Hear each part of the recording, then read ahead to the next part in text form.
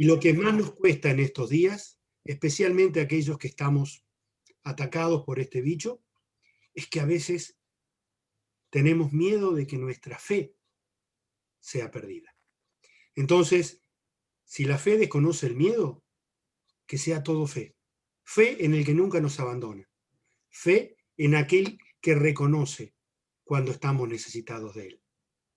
Señor, tú que dijiste, ¿dónde están 2 o 3 reunidos en mi nombre? Allí estoy yo en medio de ellos. Preside esta reunión dominical. Pon en nuestros labios aquello que con tu gracia hemos vivido en nuestras almas durante la semana. Que todo sea como la luz puesta en un candil, para que alumbre a los demás, para que viendo las maravillas que haces con los hombres, demos gloria a nuestro Padre Celestial. Que nunca dejemos de tener fe, porque vos siempre estás ayudándonos, curándonos y sanándonos. Hoy, por medio de un servidor tuyo, estarás enseñándonos cómo cuenta el Evangelio de hoy también. En el nombre del Padre, y del Hijo, y del Espíritu Santo. Amén. Gracias, Claudio.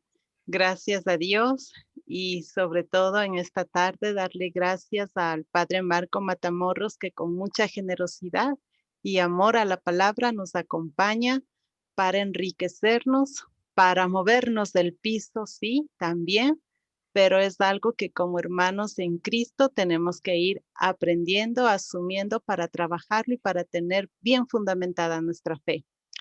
Padre Lauren. Presenta tú, que estoy organizando el Facebook. Listo, bueno. Padre Marco Matamoros, usted es un miembro más de nuestra familia y aquí estamos congregados para escuchar las enseñanzas que nos va a impartir el día de hoy.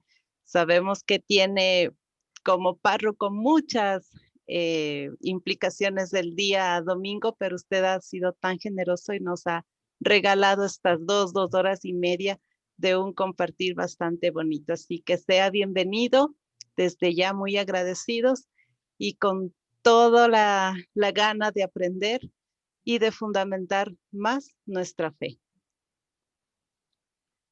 Katy, Lauren, Claudio, que nos presidió con oración, y todos los hermanos y hermanas que están con nosotros en esta tarde.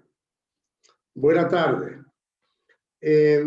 Quiero empezar manifestando que el tema que vamos a compartir, ya lo dijo Lauren, tiene que ver con este texto de Abraham, conocido como el sacrificio de Isaac, que está en el capítulo 22 del libro del Génesis, y que estamos acostumbrados a leerlo de la siguiente manera.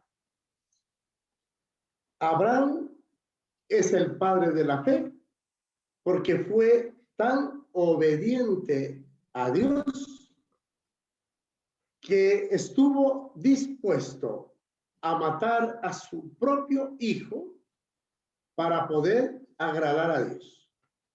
Entonces, es el padre de la fe por haber estado dispuesto a matar al hijo. Yo quiero mostrar en el transcurso de este conversatorio que Abraham es el padre de la fe exactamente por lo contrario, porque se atrevió a no matar al hijo. Y en ese momento se convierte en un profeta y en un padre de la vida. Hay que ver que la sociedad judía surge a partir del Éxodo y tiene en el mito de Abraham su mito fundante.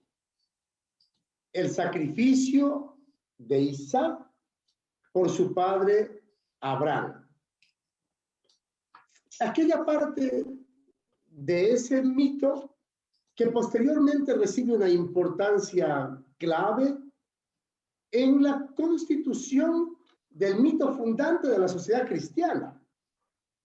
Porque luego también vamos a hablar del sacrificio de Cristo. Y después vamos a hablar también, no yo ahora, sino en la tradición de la iglesia, vamos a hablar de cómo nuestra fe es sacrificial. Y se trata de la historia de un asesinato, pero curiosamente es un asesinato que no se lleva a cabo, porque no hay el sacrificio. Y si ustedes se han dado cuenta, en todas las Biblias ponen esos subtítulos que no pertenecen al original de la escritura, sino que ya son puestos por las editoriales. Incluso la propia Biblia latinoamericana tiene ahí el subtítulo, El sacrificio de Isaac. Es un título mentiroso, porque tendría que decir el no sacrificio de Isaac, porque el sacrificio no se lleva a cabo.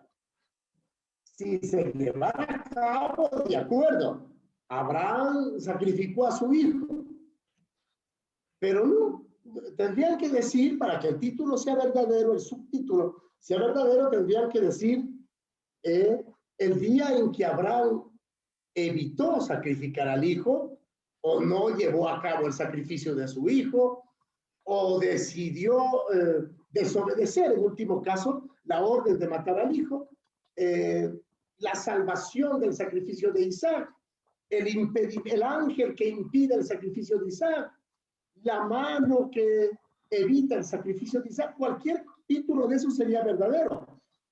Pero ese subtítulo del sacrificio de Isaac es un título mentiroso. Pero, a ver, en cuanto mito fundante, aparece en la ambigüedad. Por un lado, de una decisión de no asesinar, y por el otro, de asesinar, siendo en este caso impedido por una fuerza mayor. Aparece la ambigüedad de la consideración de la fe de Abraham, por un lado, como una fe que consiste en la decisión de no matar a su hijo, y por el otro, en la decisión de matarlo, quedando esta en el mero campo de las intenciones. Por un lado, la fe que no mata, y por el otro, la fe que muestra su fuerza al mostrar su disposición de matar. Yo quiero pedirle a Katy, si será posible, que podamos ver primero el texto, la letra que transmite ese mito. Al tratarlo como mito, no lo estamos negando de su historicidad. Probablemente se trata de un mito surgido a partir de un acontecimiento histórico. Ya, ustedes saben, cuando algo se trata de género literario mítico, no significa que es falso. Detrás de ese mito hay un acontecimiento histórico seguramente verdadero. Pero el problema no es si el mito es falso o es verdadero. El problema es la interpretación que tengamos del mito. Si esa interpretación es verdadera o es falsa. Katy, ¿me puedes ayudar con la lectura del texto, por favor? Que está ahí en el Génesis 22. Creo que lo podemos leer de corrido, aunque son 11 versículos, 14 versículos, pero no es problema, hasta el versículo 14. Listo. Mi traducción es de la Biblia de América. Está bien, no hay problema. Además, podemos tomar las otras Biblias, las traducciones nos van a servir también para ir dándonos cuenta de aquellas palabras, aquellos versículos que pueden cambiar la interpretación de los textos. Ok.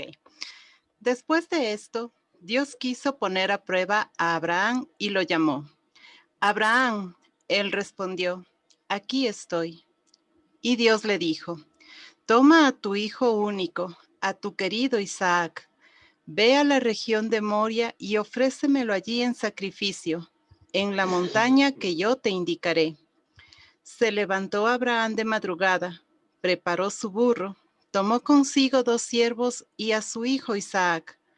Partió la leña para el sacrificio y se encaminó hacia el lugar que Dios le había indicado.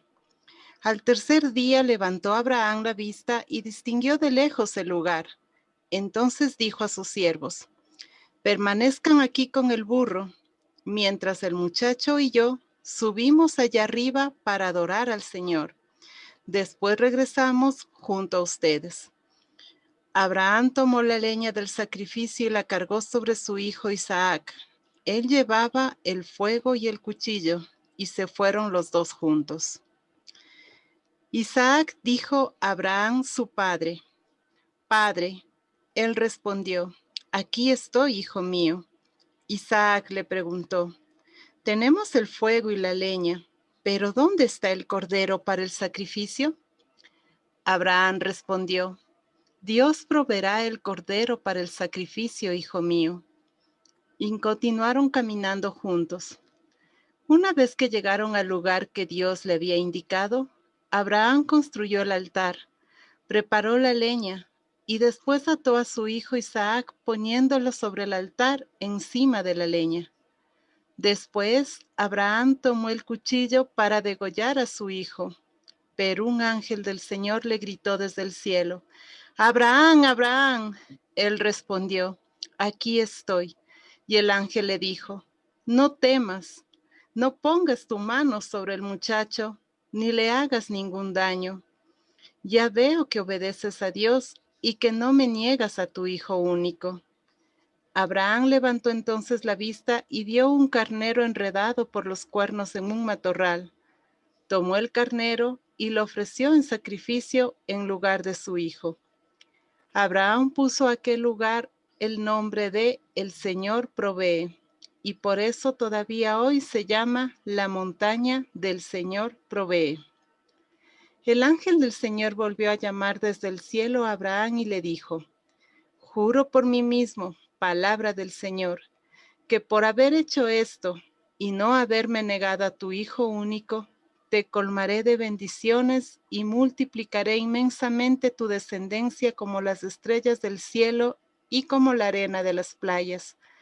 Tus descendientes conquistarán las ciudades de sus enemigos. Todas las naciones de la tierra obtendrán la bendición a través de tu descendencia, porque me has obedecido. Abraham regresó luego junto a sus siervos y todos partieron hacia Berseba. Abraham se quedó a vivir en Berseba. Muy bien. Entonces, como hemos podido escuchar, este relato es lo contrario de lo que esperábamos escuchar. Cumpliendo con Dios, Abraham sale a matar a su hijo.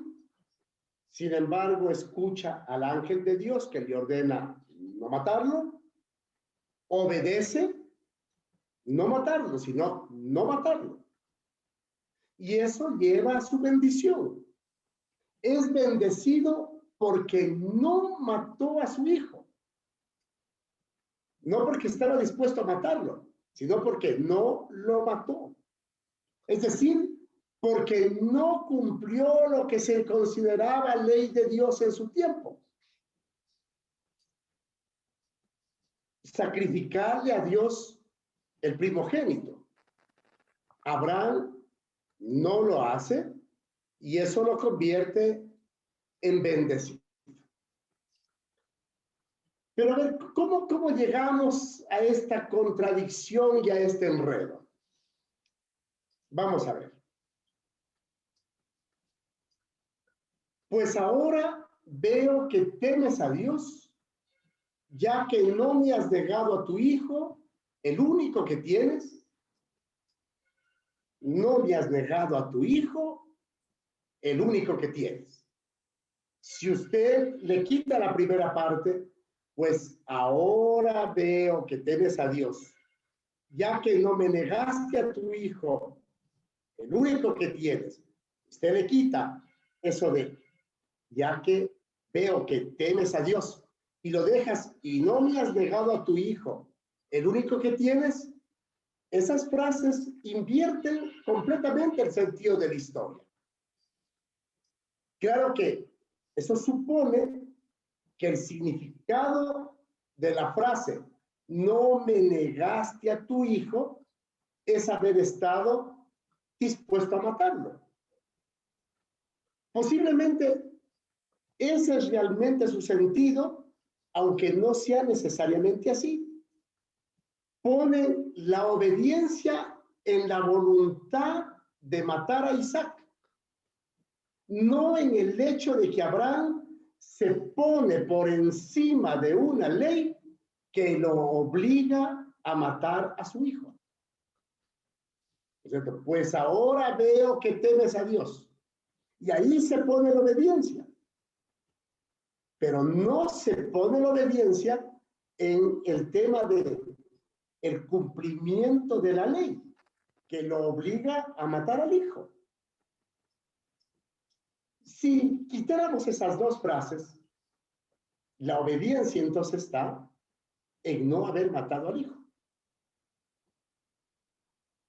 Porque una cosa es que uno obedezca a Dios y otra cosa es que uno obedezca a la ley, que no siempre viene de Dios.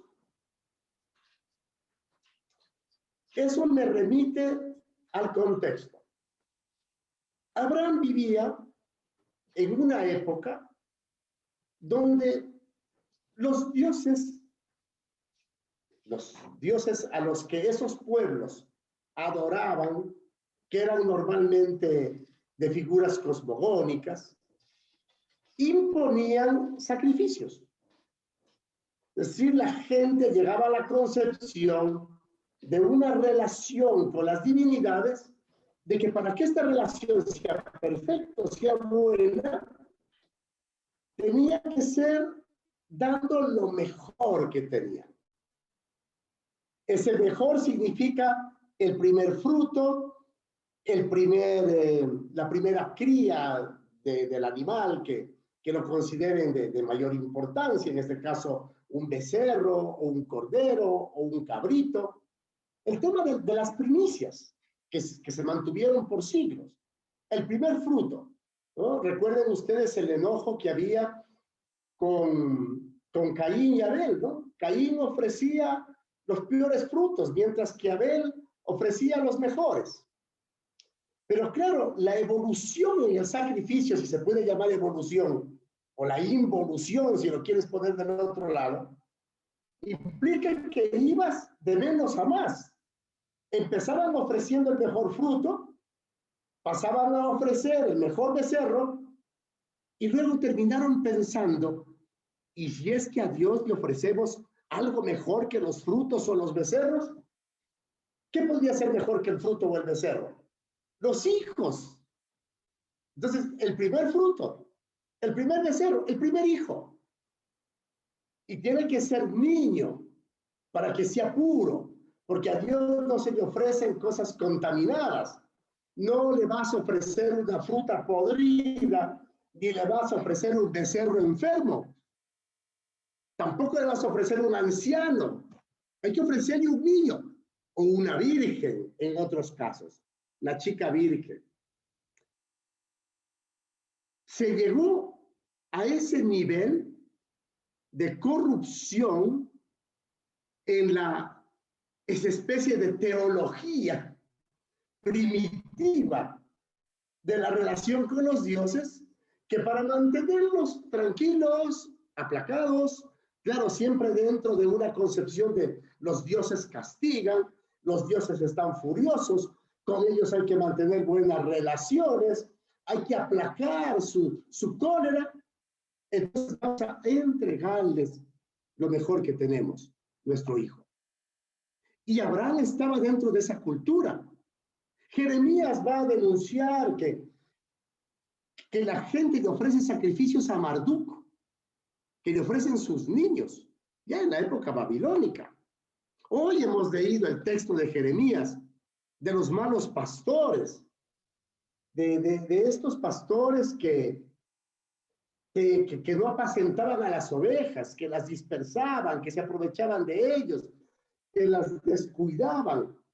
Y si hubiéramos continuado más adelante, hubiera dicho, esto dice Yahvé, no escuchen las palabras de estos profetas, porque los engañan, contándoles las visiones de su propia imaginación y no lo que sale de la boca de Yahvé. Jeremías 23:16.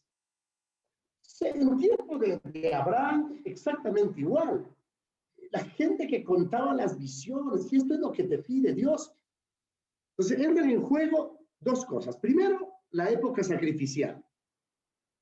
Los dioses y su relación con su feligresía, con las culturas de estos pueblos, que para aplacar la ira de esos dioses ofrecen sacrificios, y ahí entra el sacrificio de los hijos.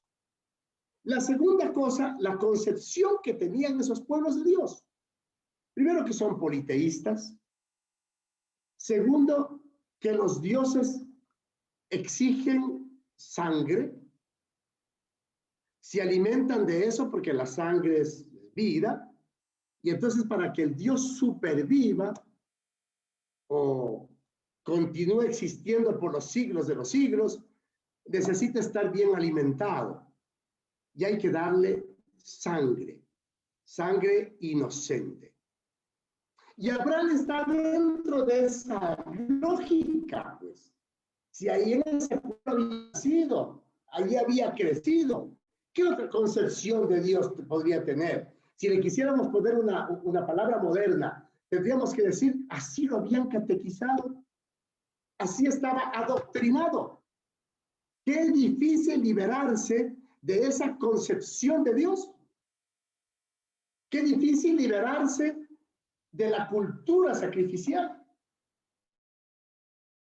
Según este texto, Abraham sale a sacrificar a su hijo porque Dios le exige este sacrificio.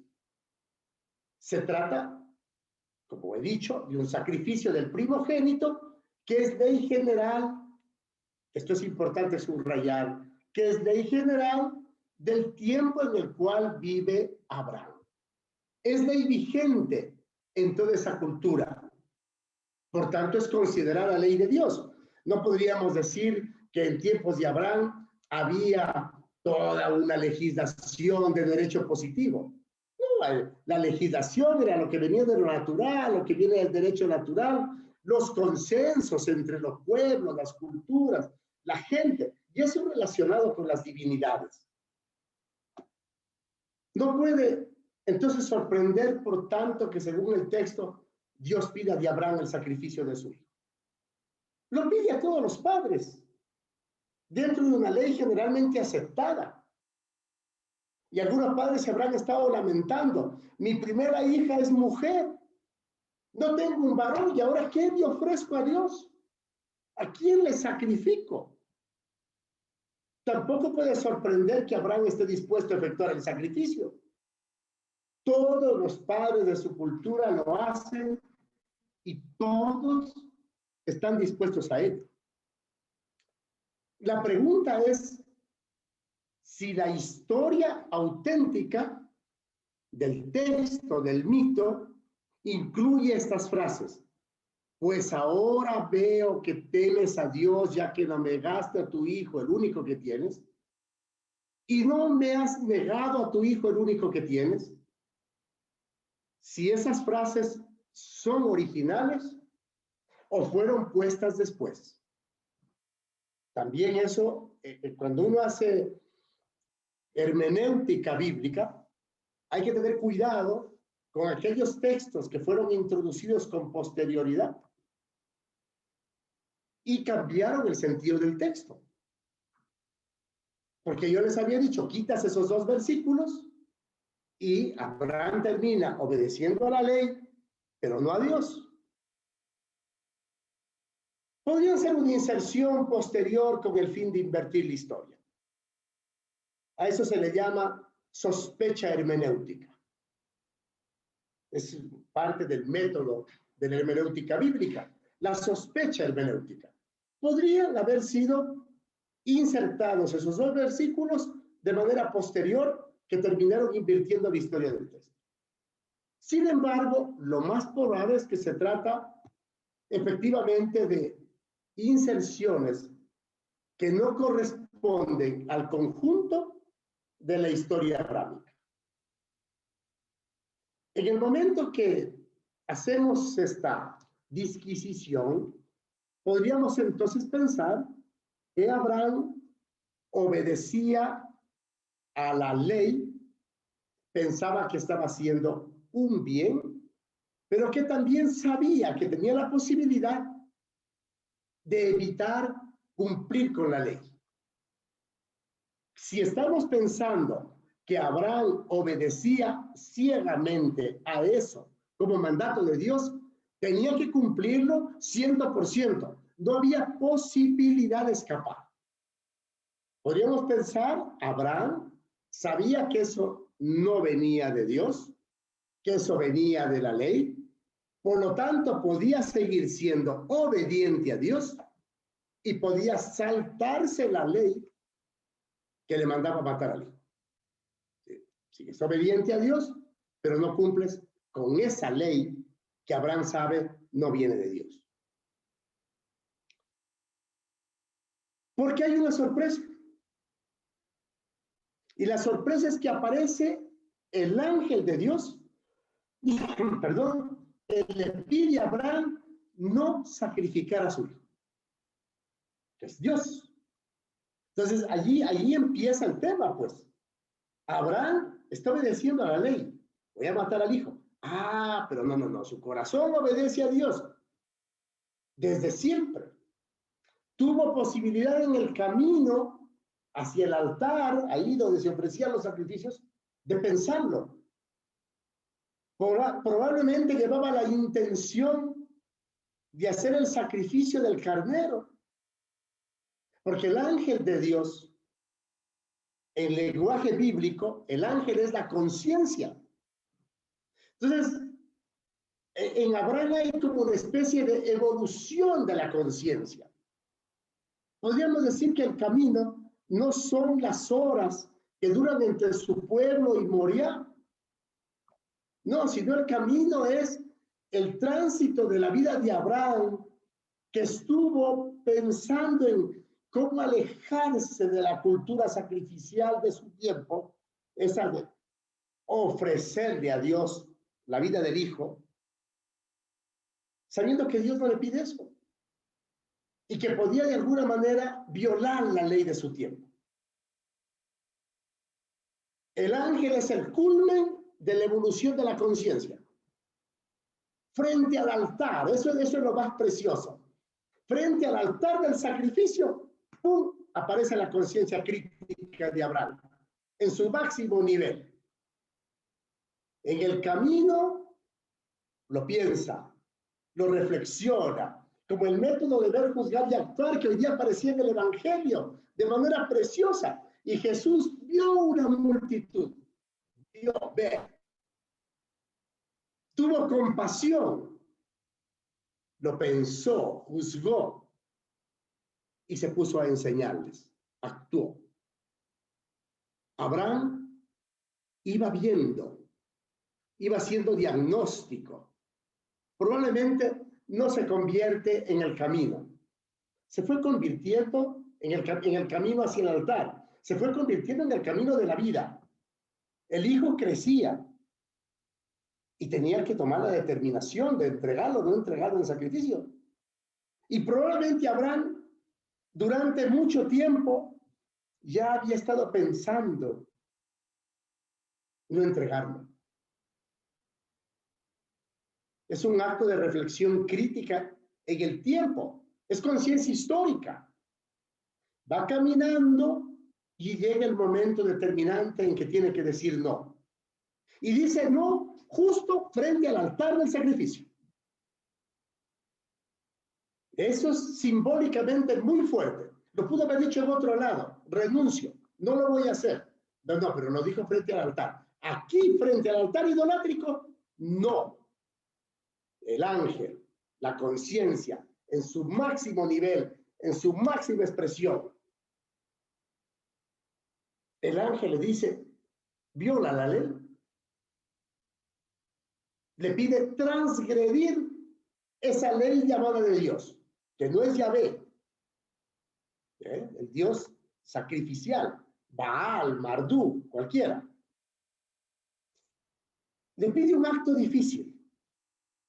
Por eso dije, no puede ese acto ser ocasión de un momento entre su casa y Moriah. Imposible. No. Va a confrontar a Abraham con toda su cultura y con toda la sociedad de la cual vive. Va a ser imposible. Le están pidiendo una ruptura con toda la ley vigente de su tiempo y por tanto una lucha con la cultura sacrificial. Además, y una consecuencia, no puede volver al pueblo. Va a tener que cambiar su lugar de residencia, que él toma entonces en Berseba. Probablemente hay persecución. Abraham no puede volver. ¿Qué le van a decir sus compatriotas? Acabas de traicionar a los dioses, vuelves con tu hijo. No lo sacrificaste. Va a venir una gran catástrofe. Va a venir un gran castigo. Todos lo vamos a pagar por tu culpa. No podía volver al mismo lugar. Había que ir por otro camino. Cuando tú llegas al altar del sacrificio y justo frente al ídolo, al altar sacrificial, dices no, el resto de tu pueblo, que es cultura idolátrica y sacrificial, te va a censurar y te va a culpar de todos los males habidos y por haber. No podría correr riesgo. Romper con la cultura sacrificial no es que estaba negando solamente a su hijo. No, estaba negando la posibilidad de que de ahí en adelante se hiciesen más sacrificios y murieran más hijos. Ningún hijo de ahí en adelante debía ser muerto y sacrificado. Ninguno. Dios es un Dios de la vida. No salva solamente a su hijo, sino que destruye el sacrificio mismo del hijo por el padre. La fe de Abraham implica una ruptura con la cultura, la sociedad, la institucionalidad de su tiempo, para someterlas a la libertad del hombre, que es afirmación de la vida. A esta afirmación de haber roto con la cultura y salvar la vida de Isaac, pero la vida de los otros niños que venían en camino y que también tenían que ser sacrificados en el transcurso del resto del tiempo por sus propios padres, le corresponde la promesa, que también es promesa de vida. Te colmaré de bendiciones y multiplicaré tanto tus descendientes que serán como las estrellas del cielo y como la arena que hay a la orilla del mar. ¿Qué se necesita para que se multipliquen los descendientes? ¿Primogénitos vivos o primogénitos muertos? ¿Hijos vivos o hijos muertos? Si continúa la cultura sacrificial, va a ser imposible que continúe la descendencia porque están matando a los hijos. La bendición viene de que de ahí en adelante no habrán más niños muertos ni primogénitos muertos. Nadie más será sacrificado. Por lo tanto, la bendición sobre la descendencia y la multiplicación está garantizada. Están vivos para continuar la vida.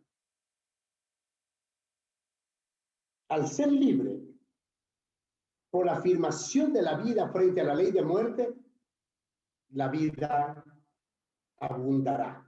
Serán millones como las estrellas del cielo y como las arenas del mar. Pero, aquí hay un pero.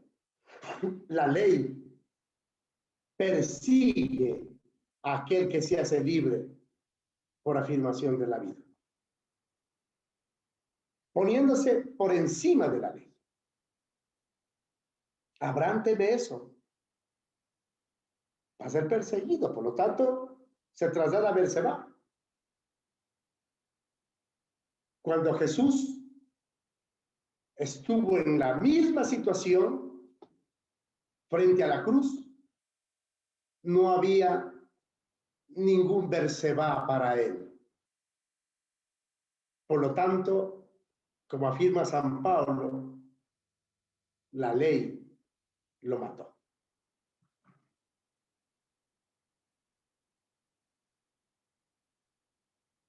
Las inserciones de este par de versículos, posibles inserciones, invierten esta libertad de Abraham.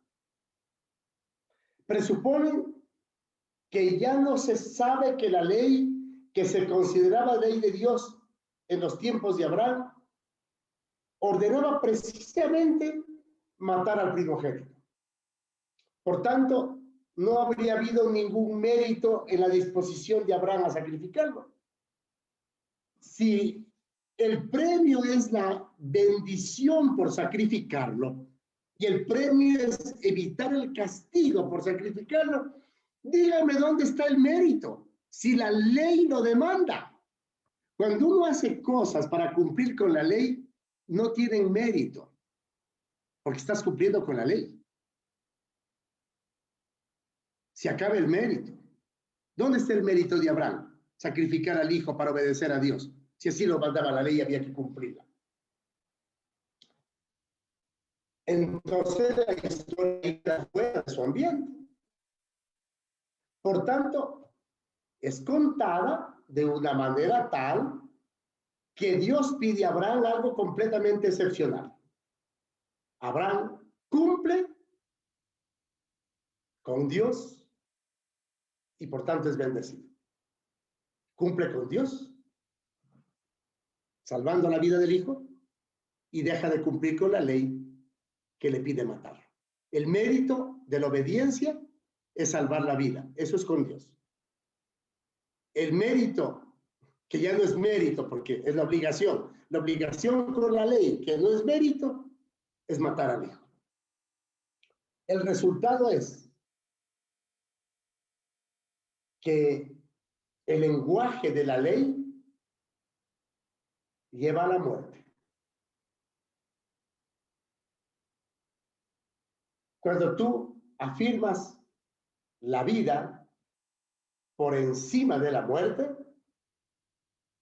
la promesa no tiene que ver con la obediencia, con el cumplimiento, con la obediencia. Tiene que ver con la bendición. No está Abraham bendecido por obediente. Está bendecido por defender la vida.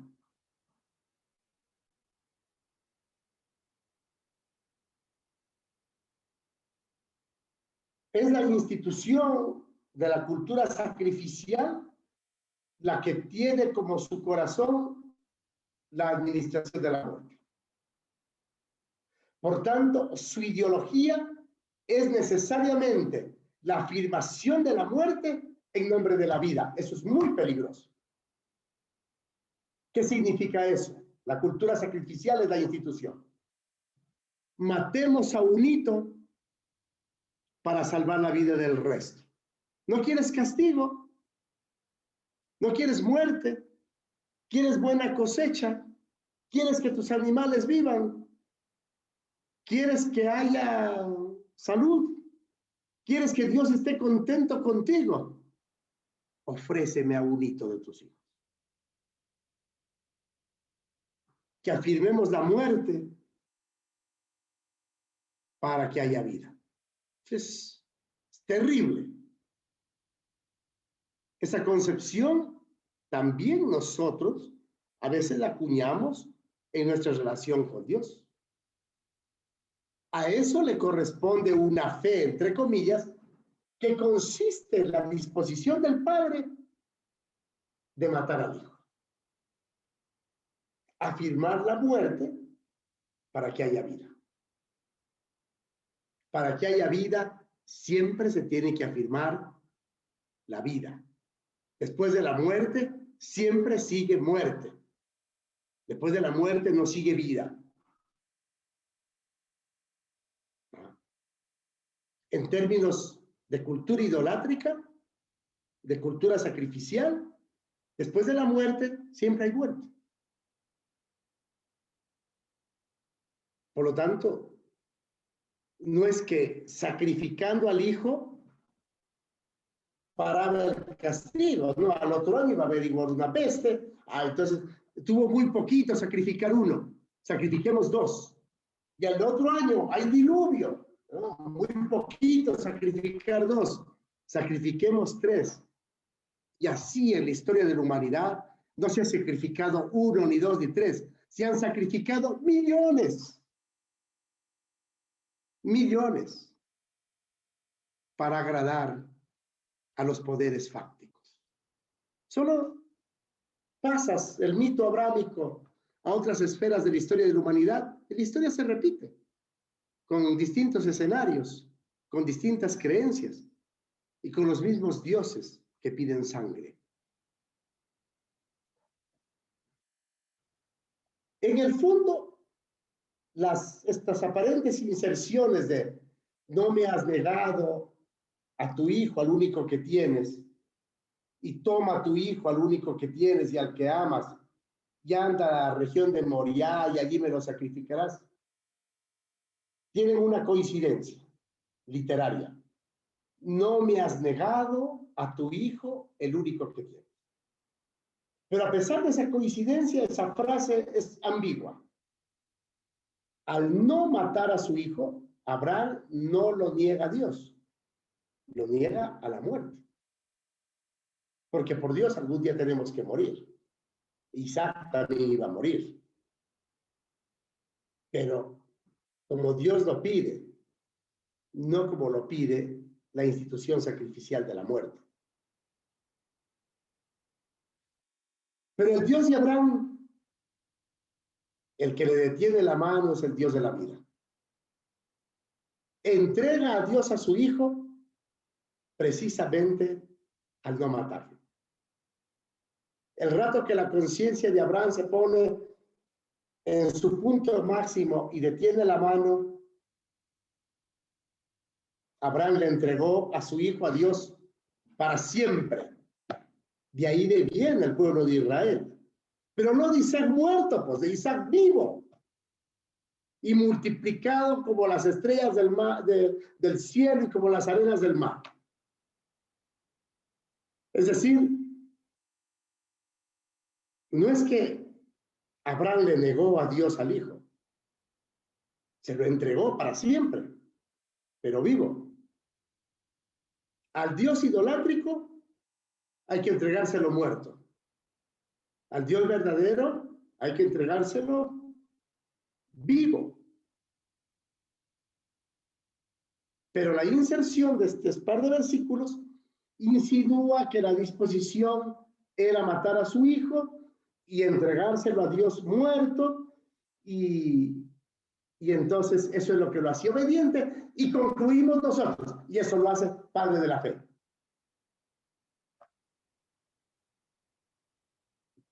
Abraham siguió siendo obediente a Dios, porque mantuvo al hijo con vida. Por eso es padre de la fe, por mantener al hijo con vida. Él rescata a su hijo para Dios al no matarlo. Esa es la conversión de Abraham. Es su conversión a la libertad y su revelación de Dios como un Dios de la vida y no de la muerte.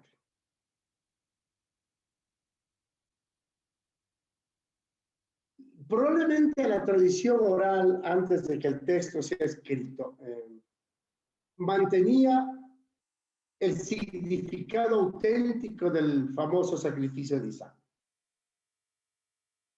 Se supone que la inversión ocurre en tiempos de David o en tiempos del rey Salomón, cuando se reescriben los textos bíblicos. sobre todo por los escribas de Salomón. Y ahí se insertan estos versículos, se rompe la tradición conservada de manera oral con mayor fidelidad. Como no la podían cambiar abiertamente en su contrario, entonces usan una fórmula ambigua, dentro de la cual cabría todavía de alguna manera esta interpretación. Porque si no, ¿quién se podría atrever a elogiar un crimen así tan abiertamente? Por lo tanto, se esconde la apología del crimen detrás de un texto ambiguo. Porque si tú dices, es el hermano de Abraham el que le pidió matar al hijo, dice, qué horror, qué mala persona. Pero ¿cómo le puede pedir que mate a su propio hijo? No es el tío, no es el hermano de Abraham, es Dios. Ah, si es Dios, no importa. La apología del crimen, el aplauso para el crimen, se esconde invirtiendo el texto, no poniéndolo como una invención de los hombres, emanada de una ley, de la cultura sacrificial, que exigía sangre inocente para los ídolos, sino que eso se trastoca haciendo la inserción de ese par de textos donde es Dios el que pide la vida del niño. Eso lleva una sorpresa. Aunque se incluyan estas inserciones, el texto de la historia del sacrificio de Isaac nunca afirma que la fe de Abraham haya estado en su disposición de matar a su hijo. No dice que es la fe, dice que es la obediencia. Nosotros somos los que con el paso del tiempo hemos dicho la fe de Abraham estaba en matar al hijo. No, eso no dice el texto. Eso dice obediencia, no dice fe. No es lo mismo fe que obediencia. Son dos cosas completamente distintas. Solamente socializando y conversando, así como estamos haciendo esta tarde con ustedes, vamos a ver que explícitamente no hay ese significado.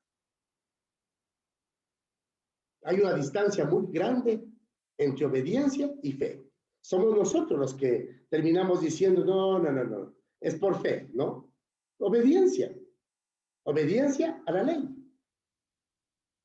Entonces, se nos ha inculcado que pertenecer a Dios es estar muerto sacrificialmente. El no me has negado a tu hijo, el único que tienes, solamente podría haber estado dentro del significado de dispuesto a matarlo. Puede significar igualmente lo contrario. No has estado dispuesto a matarlo porque al matarlo lo quitas a Dios. Dios, si es Dios de los vivos, lo quería vivo. La prueba de parte de Dios puede haber sido así. Si es capaz de matar a su hijo, no tiene fe y por tanto no tiene promesa. Al negarse a matarlo, muestra su fe y no niega su hijo a Dios, porque lo mantiene vivo y entonces sí es para Dios.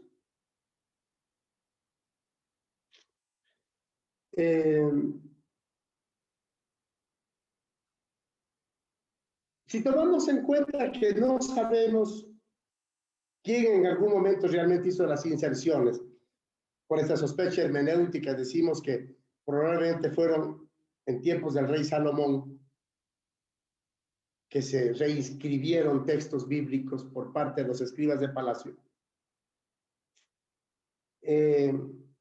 Matar al hijo en todo mito humano es afirmación de la ley. Al vincular esta ley con la historia de Abraham, tiene que reinterpretarla para que Abraham sirva para afirmar la ley. no sirve sino en la forma ahora creada. Para cumplir con la ley, estaba dispuesto a matar a su propio hijo. La ley, cualquier ley dice, todos tenemos que estar dispuestos a eso. Abraham es grande, entonces porque tenía la voluntad de matar al hijo. Por tener esta voluntad, Dios lo bendijo. Así habla la ley. Si fuera realmente así, Abraham no habría hecho nada nuevo. Todo el mundo de su tiempo lo hacía. El dios Baal, el dios Mardú, el dios Moloch, pedían sacrificios humanos siempre. Los sacerdotes del templo son los que tienen que afirmar la nueva ley del Sinaí. Matar para agradar a Dios. Sacrificarte para estar bien delante de Dios. Y entonces el mito deja de ser mito y se convierte en historia. Y historia verdadera, pasa a ser un acontecimiento histórico. Y todo lo hemos pasado como doctrina. Y además, esto enseñamos a los chicos en el catecismo. Porque aquí deben haber cantidad de catequistas que están en esta reunión de esta tarde. Y segurísimo que les dijeron a los niños, Abraham es el padre de la fe porque estaba dispuesto a sacrificar al hijo. Pero no les dijeron nunca, Abraham es el padre de la fe porque él era obediente a Dios y salvó la vida del hijo. Y tuvo que mantener por encima de la obediencia a la ley que le obligaba a matar al hijo, mantener su obediencia a Dios. Y la bendición viene en cuanto tanto su descendencia pudo multiplicarse por millones, porque el hijo quedó vivo. Y es el padre de la fe, porque al no sacrificar al hijo, también estuvo salvando la vida de miles de niños que venían detrás de Isaac y que podían correr la misma suerte. Y no les dijeron que Abraham creó conciencia de no matar al hijo en el camino de su vida y que eso se reveló a lo largo del camino y que terminó siendo un subversivo frente a la ley sacrificial y que fue tan valiente que logró su libertad y independencia de la cultura sacrificial de su tiempo exactamente en el monumento de los sacrificios, ahí en el altar donde se sacrificaban niños. Esa valentía de haber dicho no a la muerte del hijo lo convierte en padre de la fe.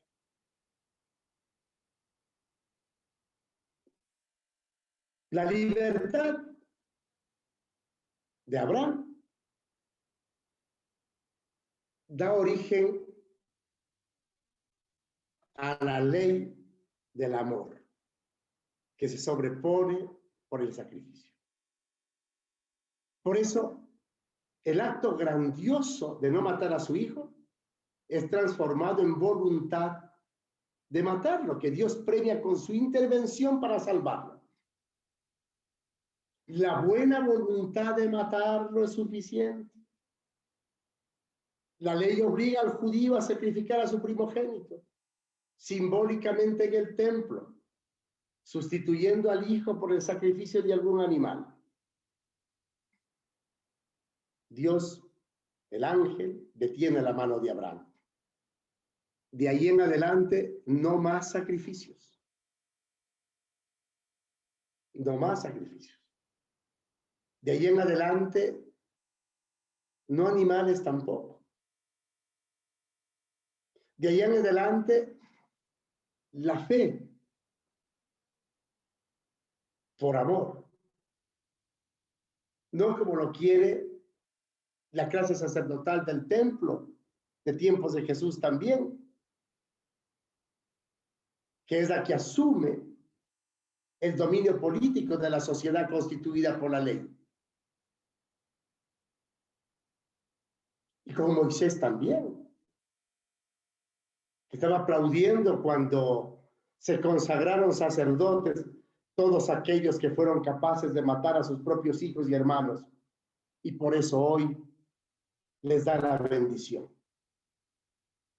Peligrosísimo, porque se convirtieron en sacerdotes los que fueron capaces de matar a sus propios hijos y a sus propios hermanos en ese texto de Moisés. Termina siendo muy peligroso esto, porque el sacerdocio se convierte en consagración para el poder, para matar y no para el servicio. Y fíjense que nosotros estamos tan acostumbrados a eso, pero tan acostumbrados a eso, que no somos capaces de percibir el perdón y el amor de Dios. Yo les decía hoy día sin que haya sacrificio, el amor y el perdón de Dios sin que haya sacrificio. Yo les decía hoy día en la Eucaristía, en la homilía de la Eucaristía de hoy, del Buen Pastor, que a mí me ha sorprendido muchas veces que cuando me ha tocado confesar y terminada la confesión, tú le dices a las personas, vaya tranquila, vaya en paz, vaya tranquilo, no se preocupe. Esto que usted me ha dicho, Dios ya lo sabía. Ya antes de que usted lo contara, lo confesara, Dios ya le había perdonado. Porque Dios lo ama, la ama desde siempre. Y Dios es infinitamente misericordioso, generoso y bondadoso, que no cabe la condena ni la exclusión de ninguna manera. Por lo tanto, usted, adelante, vamos a secarse las lágrimas. Recuerde que venid a mí todos los que estén agobiados y cansados, que yo los aliviaré, que mi carga es liviana y mi yugo ligero. Así es que, vamos, bendición, venga, a veces gente cercana que uno conoce, venga, un abrazo. Tranquila, vaya, vaya, bendición y abrazo fuerte. Te quiero mucho, vaya en paz. Terminas la bendición y terminas el abrazo y la persona te pregunta, Padrecito, ¿y la penitencia? Como quien dice, me acaba de bendecir y me acaba de abrazar, pero no me ha mandado el castigo. Por favor. Significa que todos llevamos la cultura sacrificial en la cabeza.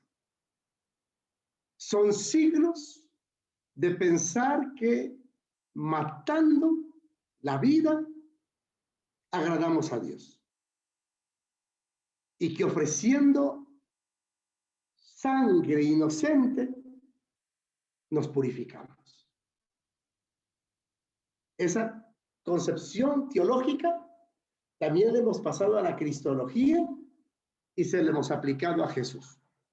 Eso tendría que ser tema de otra charla, de otra conversación, quizás con alguien que es especialista en cristología y que nos cuente cómo esta inversión del mito de Abraham también llegó hasta Jesús.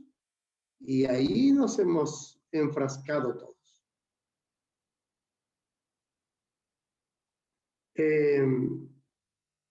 Los sacerdotes, la iglesia, estamos llamados a invertir la cultura sacrificial de la fe, cambiarla por la cultura de la misericordia, del consentimiento. Yo les decía también hoy día en la homilía, Dios nos consiente. Y ser profetas de la resistencia y de la vida es aprender a consentir. Eso que los abuelos hacen con los nietos. Los abuelos consienten a los nietos. Es decir, les dan ternura. Les perdonan un poco más allá. Les toleran. Los tienen cerca. Los abrazan. Los miman. Aquí en Cuenca decimos los apapachan, que significa estrecharlos en el pecho, abrazarlos fuerte, darles de besos y pasarles cualquier reprensión por encima. Dios nos consiente. Tenemos que aprender a mirar a la gente como la miraba Jesús. Con sentimiento, consentir, consentimiento. Sentir con. Consentir los pastores a la gente. No podemos pedirles el sacrificio de los hijos. Hay que detenerles la mano urgente cuando quieran atentar contra la vida. Toda mano que atenta contra la vida tiene que ser detenida con urgencia. Fíjese que la fórmula matrimonial es a donde prometo amarte en la alegría y en la prosperidad, en el dolor y en la enfermedad, en la pobreza y en la riqueza, y serte fiel todos los días de mi vida hasta que la muerte nos separe, se llama consentimiento. Consentimiento matrimonial. Consentimiento. Así se llama. Que significa, te voy a consentir para toda mi vida. No digo aguantar, dije consentir. Consentir. El uno al otro. Abraham termina consintiendo a Isaac, porque no podría contradecir al Dios amor, que era el que llevaba en su corazón. Y consentirlo significaba salvarle la vida, no solo del altar del sacrificio, sino de todo momento en que esa vida corra riesgo. Y nosotros los pastores, los sacerdotes, tenemos la obligación de liberarnos de esa famosa bendición de Moisés a Aarón. Te haré reino de sacerdotes porque has sido capaz de matar a tus hermanos y a tus hijos. Liberarnos. Nosotros venimos de Jesús, el buen pastor. Ese que mira a la multitud con compasión porque parecían ovejas sin pastor, y mirándolas con ternura, pasándolas por el corazón, se puso a enseñarles. Entonces Abraham es padre de la fe porque salvó la vida del hijo, lo consintió, recibió la bendición, acogió la promesa y lo consintió para siempre, seguramente llenándolo de besos, de mimos y abrazos, una vez que lo pudo quitar del altar del sacrificio y de vuelta a esa tierra maldita donde había salido, llena de la cultura sacrificial, tuvo que partir a Berseba, tierra de la libertad, donde ningún niño tiene la vida amenazada porque Dios la bendice para siempre. Todos, absolutamente todas y todos, tenemos la obligación de buscar nuestro Berseba para vivir en libertad y que la vida de ningún inocente sea amenazada jamás. Esa es la fe que hemos heredado de Abraham. Que así sea.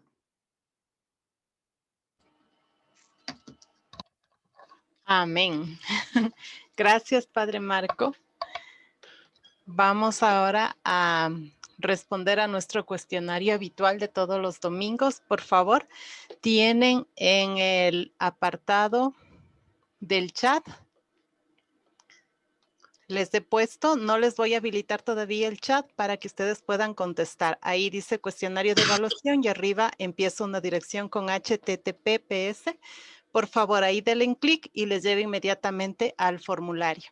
Y a nuestros amigos del Face, también tenemos para ustedes, luego del título que nos dice Abraham, profeta y la cultura sacrificial, también tenemos la dirección y pueden darle un clic y contestar. Recuerden que tienen 5 minutitos para poder contestar. No es un examen No es tampoco medición de conocimientos, ni mucho menos, pero es saber cómo estamos en experiencia de Dios a través del texto que Padre Marco nos ha enriquecido en la tarde de hoy.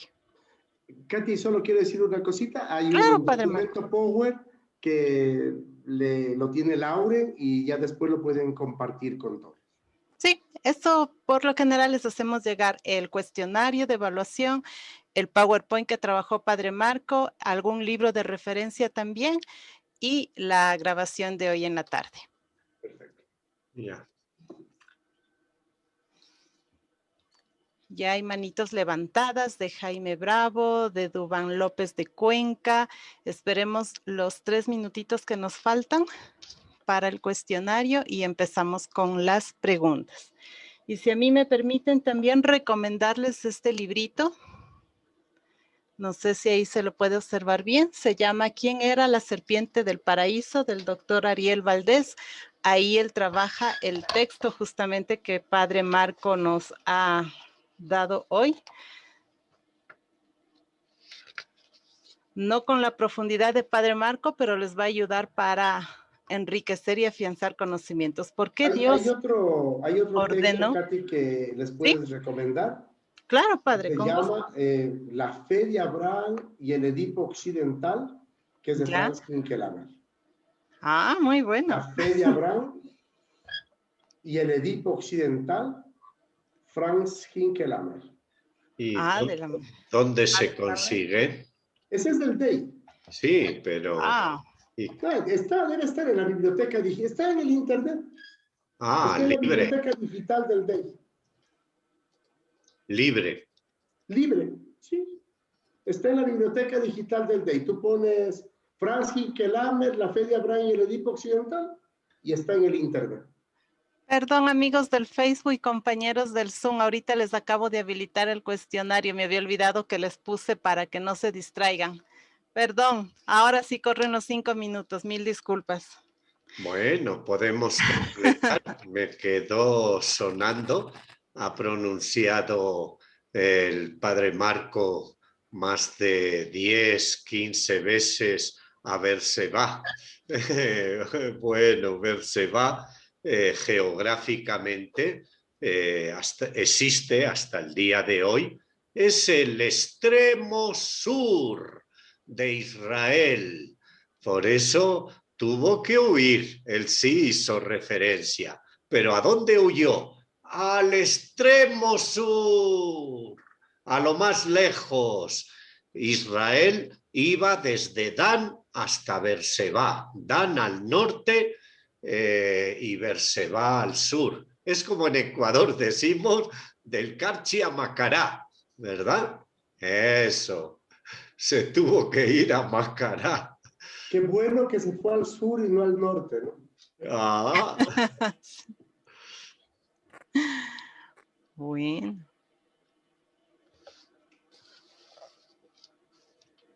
No tengo ni una sola respuesta en el cuestionario. No sé si no se les puede abrir.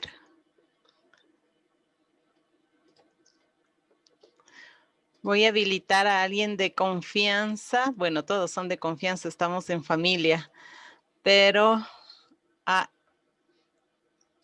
Joana Herrera para ver si pudo entrar al formulario. Joana, ¿puedes abrir tu micrófono?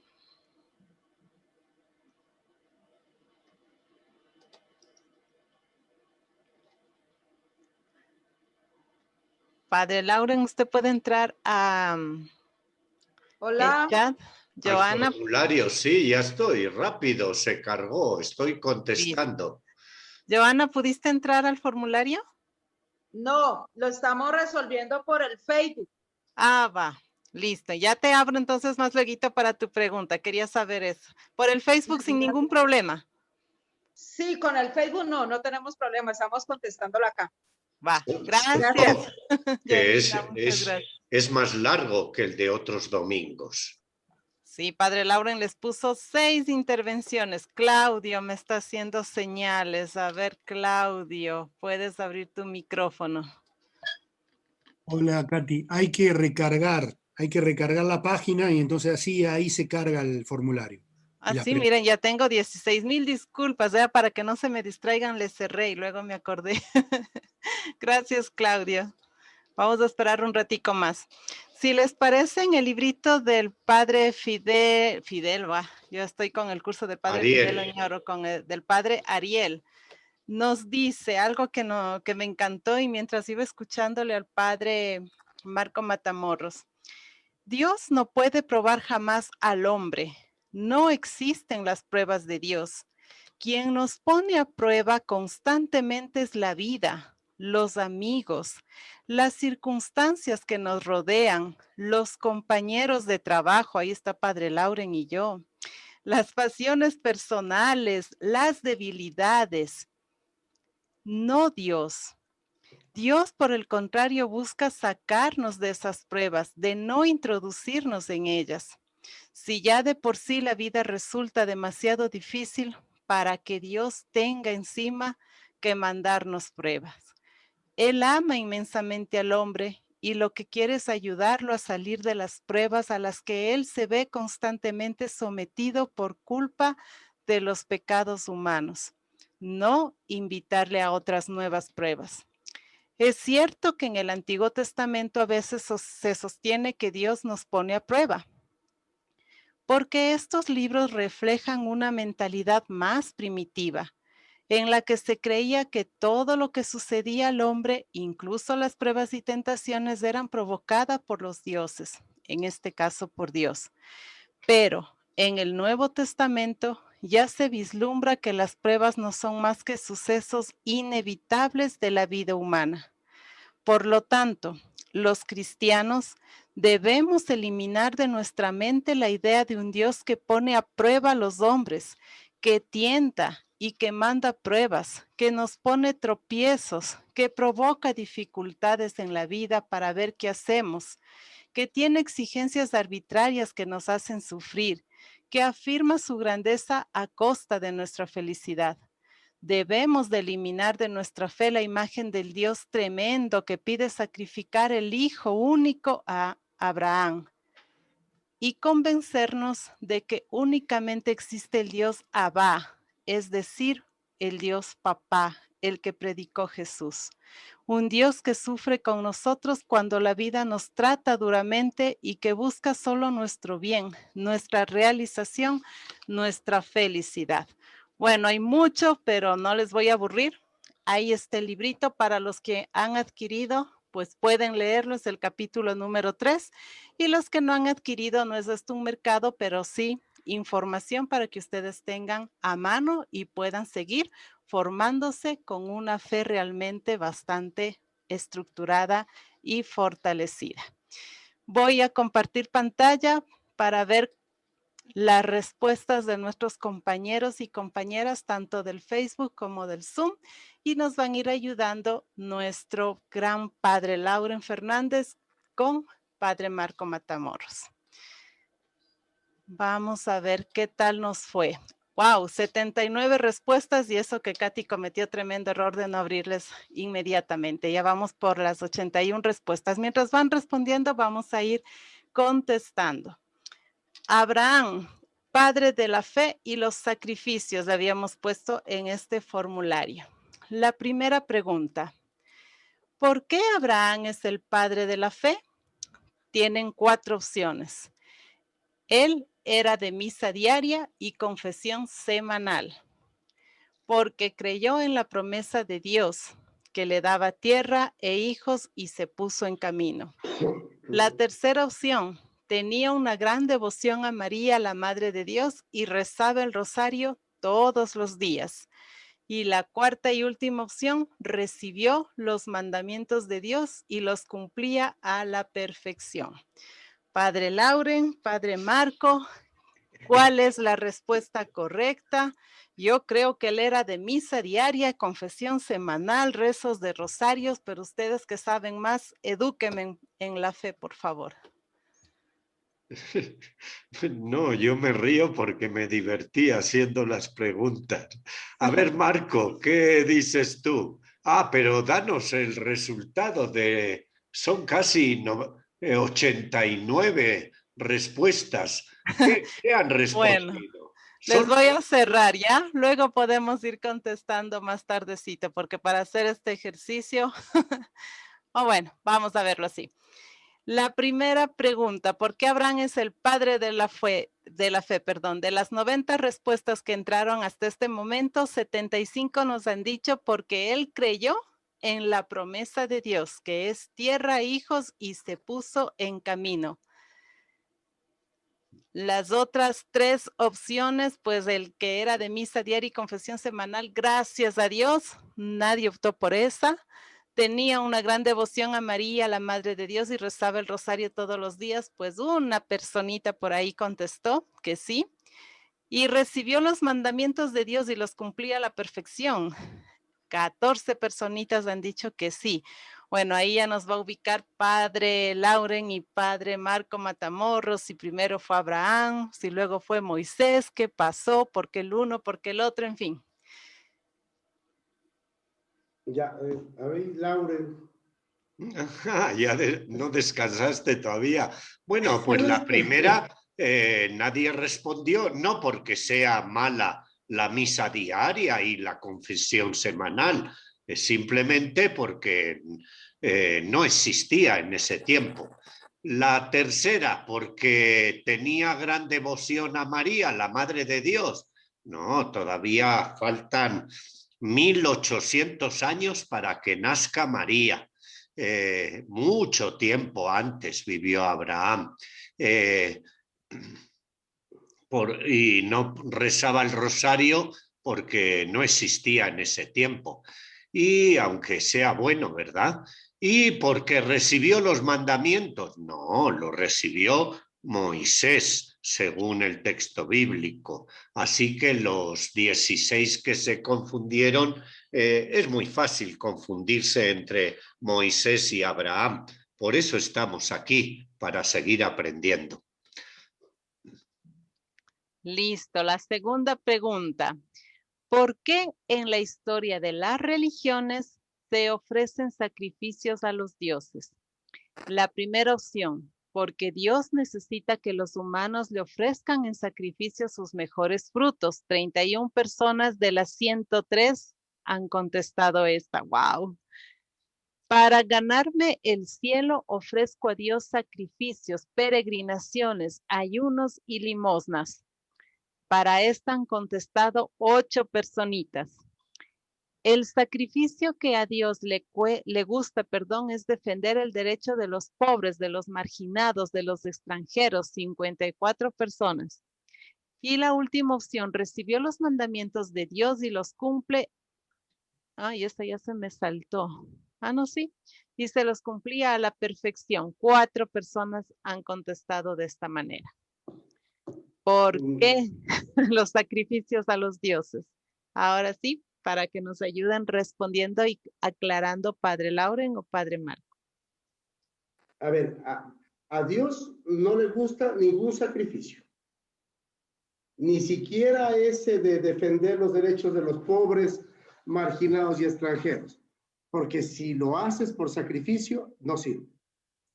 Lo tienes que hacer por resistencia, por convencimiento, por conciencia, porque te conviertes en un subversivo de una situación que es de dominación, de exclusión, de marginación. Entonces, no hay sacrificio valedero. Sacrificio, ¿qué sacrificio? También se dice, las madres se sacrifican por los hijos, los padres. No, no se sacrifican. Lo que hacen es trabajar por amor. El rato que es sacrificio significa que cuesta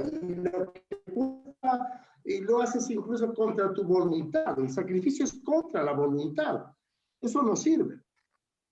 De peor que Dios necesite que los humanos le ofrezcan frutos en sacrificio, nada. Dios no necesita ni un solo sacrificio. Dios necesita que amemos al prójimo como a nosotros mismos y a Dios como a nosotros mismos. Y ahí misericordia, perdón, incluido el amor a los enemigos y tal. Y ahí la solidaridad, el acompañamiento, el cuidado de la vida, etc. Pero eso tiene que ser porque brota de tu corazón, porque no te cuesta ningún sacrificio. Nada, ningún sacrificio vale ante los ojos de Dios. Ninguno. Todo lo que se haga tiene que ser por voluntad, por amor, con entrega, con generosidad, con decisión, con capacidad, con tolerancia, con benevolencia, etcétera, etcétera. Todos los sinónimos que quieras. Ante Dios no es valedero ningún sacrificio, ni uno solo. Otra cosa es decir que nos hemos esforzado, ¿verdad? Ah, eso es otra cosa. Me Pero esfuerzo para ser sacrificios, la mejor profesional en la vida en tal ocupación o en tal vocación. Eso es otra cosa. Es muy cierto lo que dice Padre sacrificios Marco. porque te duele. Ujú. Y no, eso no es.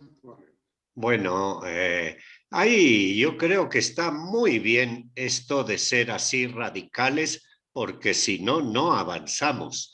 El sacrificio, como lo ha explicado el padre Marco Matamoros, pero a ver, hay muchas mamás que se entregan por amor a sus hijos hasta toda la vida, ¿verdad?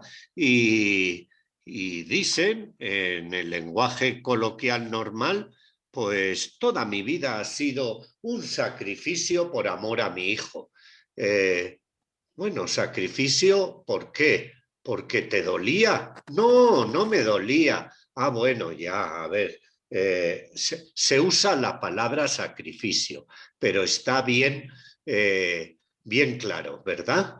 Todo lo que sea golpearse, ponerse púas en los brazos, en los muslos, para que Dios perdone a la humanidad y a los pecadores. Falso.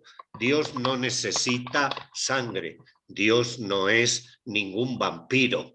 Dios no necesita ni la sangre de su Hijo, Jesucristo. Dios sufrió con Cristo y Cristo con la humanidad las injusticias de los hombres. ¿Ve? En ese sentido, tenemos un lenguaje muy equívoco y que ha llevado a graves consecuencias. Bueno, Sí, creo. es un poco como metáfora, ¿no? Metafóricamente hablando, pero yo tengo aquí en el diccionario de la Real Academia de la Lengua, sacrificio es esfuerzo, pena, acción o trabajo que una persona se impone a sí misma por conseguir o merecer algo para beneficiar a sí mismo o a alguien. Sinónimo, inmolación, ofrenda y oblación. Entonces, fíjate, es esfuerzo, es pena, es acción.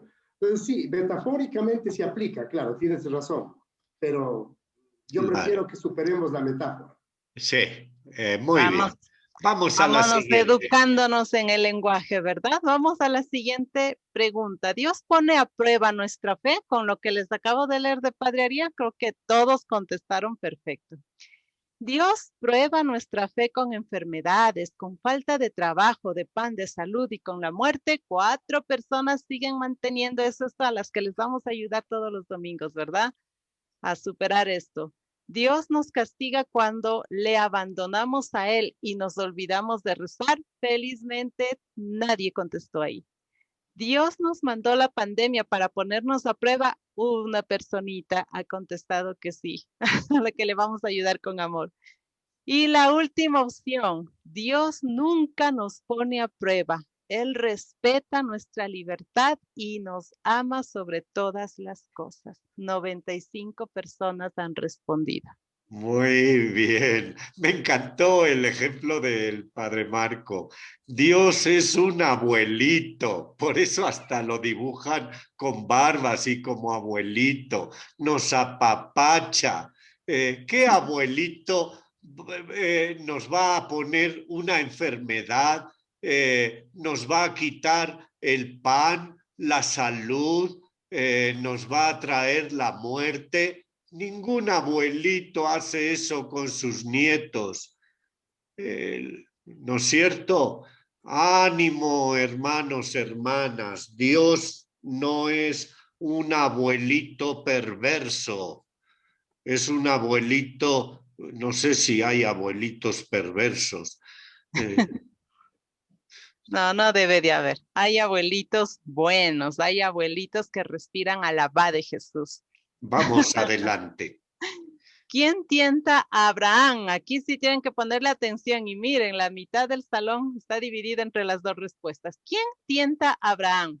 La primera opción, a Abraham le tienta la costumbre de su pueblo que hace sacrificios para ganarse a Dios. 56 personas. Dios prueba la obediencia de Abraham, 43 personas. Abraham le tienta el deseo de ser famoso en la historia de Israel ofreciendo a su hijo. Nadie ha contestado ahí, muy bien.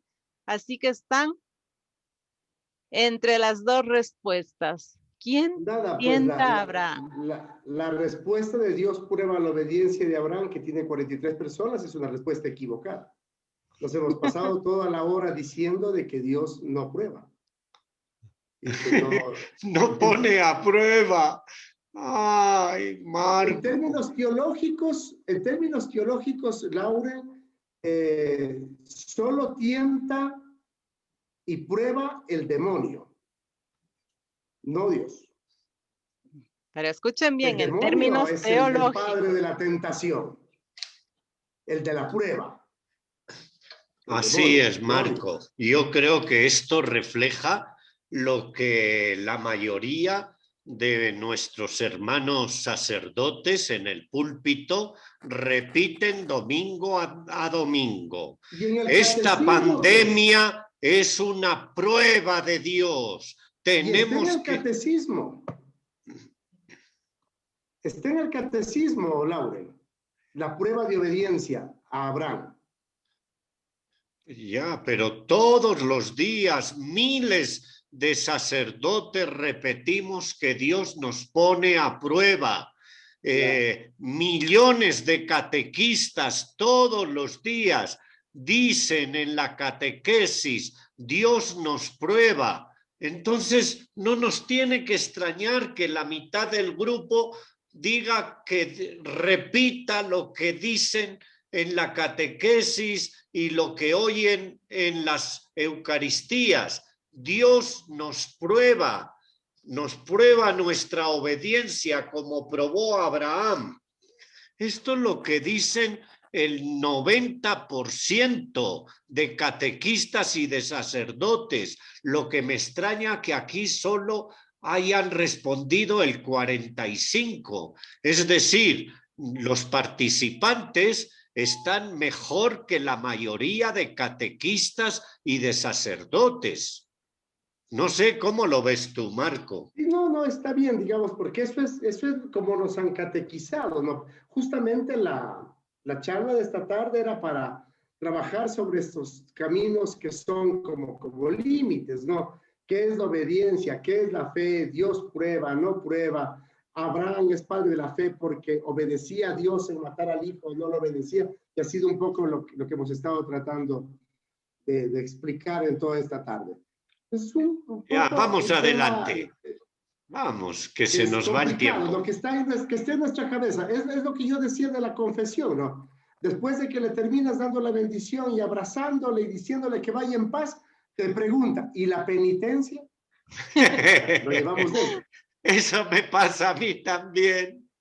Le digo, no les van a olvidar la penitencia, en cambio. No, vamos a la siguiente, pero es verdad, tenemos que ir trabajando paso a paso. No hay un proceso, digamos, hay un proceso con nuestro Dios, ¿verdad? En nuestro sentir, que Él no es el que nos prueba, ni mucho menos. Es la vida, los compañeros, etcétera, etcétera. ¿Quién salva la vida de Isaac? Ojo, que yo aquí me caí, les confieso. ¿Quién salva la vida de Isaac? El ángel que detiene el brazo asesino de Abraham, 24 personas. Dios que ha comprobado la obediencia de Abraham, 23 personas. Dios que ama a los niños de manera privilegiada, 3 personas. Y 55 personas. Abraham, que se opone a la cultura sacrificial de su tiempo y opta por la vida. ¡Felicidades, Marco! Porque la primera y la última son correctas. La primera también es correcta, porque el ángel... La tercera también. Y claro, hay 3 correctas. Así que tenemos 60, 70, 80% correcto. Solo la segunda es incorrecta. Dios que ha comprobado la obediencia de Abraham. Esa es incorrecta. Es la única incorrecta. Las otras son todas verdaderas. Claro, el ángel es la conciencia de Abraham, que él al tomar conciencia, él mismo detiene su brazo asesino y vence el miedo de la cultura sacrificial de su tiempo. Y que Dios ama a los niños, claro, Abraham lo sabe y él también los ama y eso le da seguridad para salvar la vida de su hijo. Solo la segunda, claro. Muy bien. Finalmente Dios, ¿no? Finalmente Dios salva la vida de Isaac porque es Dios el que pone en el corazón de Abraham este otro nivel de conciencia, ¿no? Sí, y la segunda solo porque se le excluye a Dios que comprueba la obediencia. A Dios, Dios no sé si le importa. Algo sí le ha de importar la obediencia por la vida, ¿verdad? Que Abraham, por la vida, claro. Abraham opta, o sea que parte de razón también tiene, pero no esa obediencia a la letra de la ley. Del otro lado, ¿no? Dios ha comprobado la obediencia de Abraham a respetar la vida y ahí sería correcta la respuesta.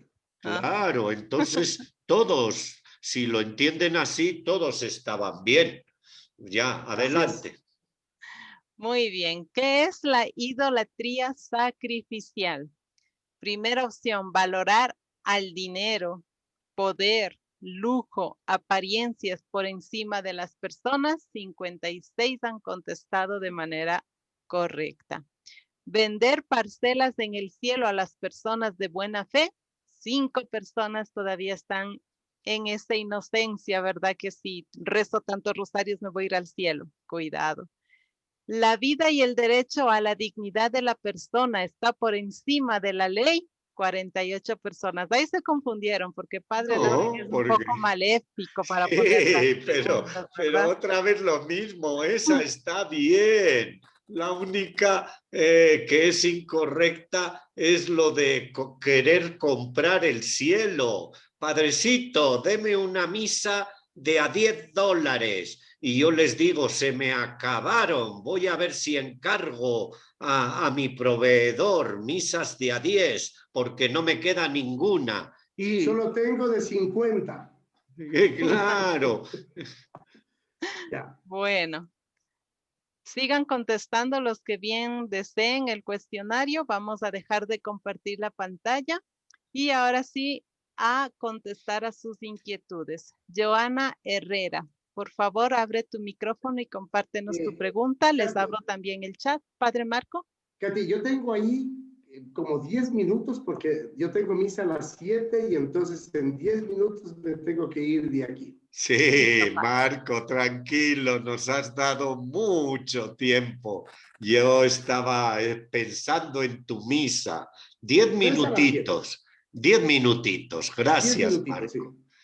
Joana Herrera, por favor, tu micrófono. Rómulo, por favor, si me ayudas habilitando tu micrófono y compartiendo tu pregunta. Listo, te escuchamos. Buenas tardes, Katy, Padre Marco y también Padre Laure. Un gusto inmenso y gracias por sus enseñanzas que usted nos da, Padre Marco. Quería hacer una doble inquietud. Primero, es el sueño de Dios, el reflejado en Abraham, de que sea un pueblo libre y lleno de amor. Y la segunda, porque aún en estos tiempos existe todavía la iglesia sacerdotal que impone que tengas que dar una catequesis así, obediencial, o dado, como usted decía, la palabra en la defensa de la fe. Aún seguimos dando, no es culpa de los catequistas, nosotros nos formamos, pero igual cada parroquia tiene su estatus para poder trabajar. No puede salirte de este lineamiento, tiene que ser así. Gracias, Padre Marco. Gracias, Katy. ¿Cómo era la primera pregunta?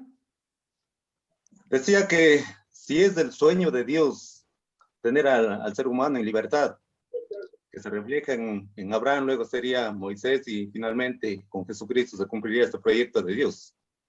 Por ahí es Padre Marco. Gracias. Acabas de decirlo tú, está bien, acabas de decirlo tú. El sueño de Dios, hijos libres, hijas libres, así nos hemos criado. Lo otro, pues la iglesia es una, en cuanto a institución, no en cuanto a comunidad, evoluciona con el tiempo. Fíjate que el Papa Francisco, el día de ayer, del viernes, ha publicado un motu propio diciendo no más misas tridentinas y poniendo un alto a los tradicionalistas. Entonces tú puedes pensar, fíjate, el Concilio de Trento, 1500 y tanto. Y resulta que 600 años después, todavía el Papa tiene que decir, cuidado con volver la historia 500 años atrás en cuanto a normas, cánones, ritos, etc. Somos parte de un proceso evolutivo que crece, que no va tan rápido como todos quisiéramos. Tú recuerdas que la Biblia ha sido leída, interpretada, reinterpretada, vuelta a interpretar, y cada vez lo que hacemos es procurar ser fieles a lo que esa palabra dice, y ya pues en ese camino nos encontramos. Así es que a lo mejor todavía tenga que pasar otro mucho tanto de tiempo para que estas cosas puedan llegar a todo el mundo. Recuerda que somos 1.200 millones en el mundo, entonces nada fácil. Gracias, Padre Marco. Verónica Bracho, por favor, tu pregunta.